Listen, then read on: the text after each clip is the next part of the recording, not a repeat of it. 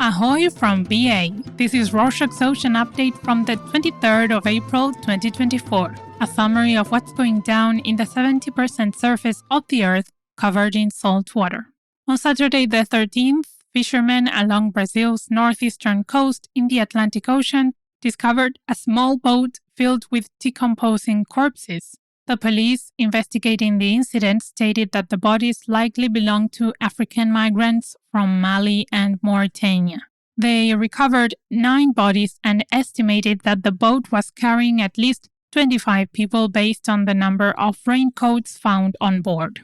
The victims were found in an advanced state of decomposition, indicating a significant period of drifting. Investigations revealed that the boat likely departed from Mauritania after Wednesday, the 17th of January, and probably got lost almost 5,000 kilometers or 3,000 miles from Brazil's coast. Still in the Atlantic, on Monday the 15th, a 35-year-old pregnant woman aboard the Disney Fantasy cruise ship required urgent medical assistance while traveling almost 300 kilometers or 180 miles northwest of Aguadilla near Puerto Rico. In response, a U.S. Coast Guard helicopter crew conducted a medical evacuation operation. The crew rescued the woman together with an onboard doctor, hoisting them with a rescue basket and litter in a helicopter. They transported them to an airport in San Juan, where the emergency personnel took care of the woman and rushed her to a hospital.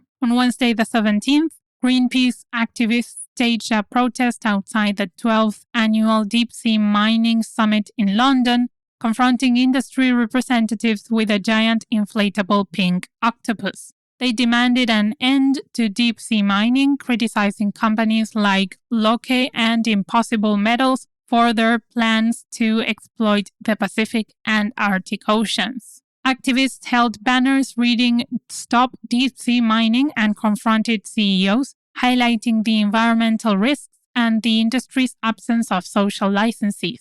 According to Greenpeace, more than 2 million people worldwide urged governments to endorse a moratorium on deep-sea mining at the July meeting of the International Seabed Authority Assembly, composed of 167 states and the European Union. In October 2023, the UK government said it would back a moratorium. Moving on, the National Oceanic and Atmospheric Administration, or NOAA, asserts that the conditions of the climate pattern El Niño persist in the tropical Pacific Ocean, despite declarations from several climate organizations that El Niño phenomenon from 2019 has ended. El Niño conditions occur when sea surface temperature anomalies exceed 0.5 degrees Celsius, almost 33 degrees Fahrenheit, above average in key areas of the eastern and central Pacific, bringing floods and droughts in the Americas and drier conditions in Australia. On Tuesday the 16th, Australia's Bureau of Meteorology stated that ocean conditions no longer meet the El Niño criteria. NOAA, on the other hand, predicts an 85% chance of El Niño ending this spring, transitioning to a neutral pattern when the anomalies are between minus 0.5 and 0.5 degrees Celsius. And then, on Thursday the 11th, NOAA also stated there is a 60% chance of entering back to La Niña conditions, the opposite climate pattern, by the end of the summer. La Niña typically causes sea surface temperatures in the central and eastern Pacific to decrease by more than minus 0.5 degrees Celsius, 31 Fahrenheit, resulting in the accumulation of warm water in the Gulf of Mexico, the Atlantic Ocean, and the Caribbean Sea, which is likely to cause hurricanes. In this phase, strong easterly winds usually bring cold water up from the depths along the South American coast. On Tuesday the 16th, the journal Nature Communications published an article focusing on how changes in Indian Ocean dipole patterns affect Antarctic sea ice in a warming climate. Researchers found that warm sea surface temperatures in the western tropical Indian Ocean trigger changes in Antarctic sea ice.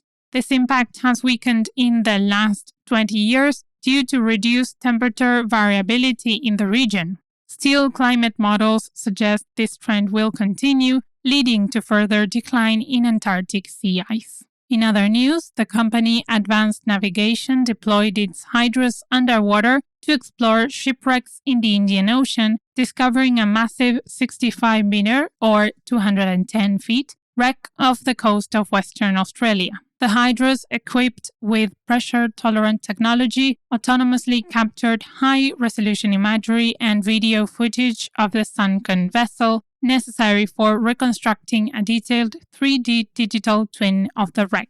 This technology allows for cost-effective and efficient underwater exploration, offering insights into historical artifacts and facilitating coral reef monitoring efforts. According to the Turkish Defense Ministry, on Tuesday the 16th, the Turkish warship TCG Kinalada, the fourth ship produced in the country, reached the Suez Canal on its journey to Japan to celebrate the centenary of bilateral relations between the two countries. The vessel is an Ada-class corvette and departed from the Izmir province of Turkey on Monday the 8th to show the importance of the Turkish Navy and strengthen relations with Japan. The journey will last over 130 days, covering 27,000 nautical miles or 50,000 kilometers. The vessel will visit 24 ports across 20 countries, including Saudi Arabia, China, India, and the United Arab Emirates.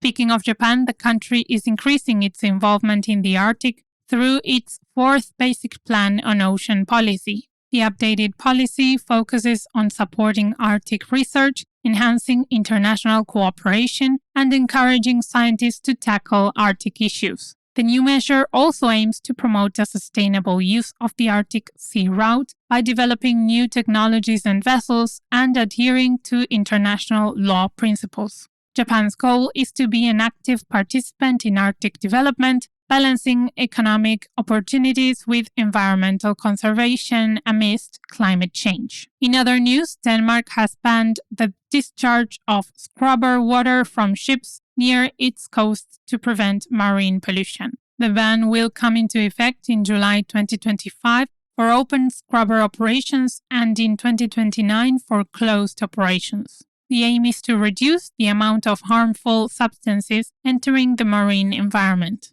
This ban follows a political agreement in which ships need to shift to zero emissions. The Danish shipping organization stated that it would support the ban and encouraged it to reinforce it. The Clean Arctic Alliance, composed of 20 non-for-profit organizations, applauded Denmark's move and urged other Arctic states to follow suit.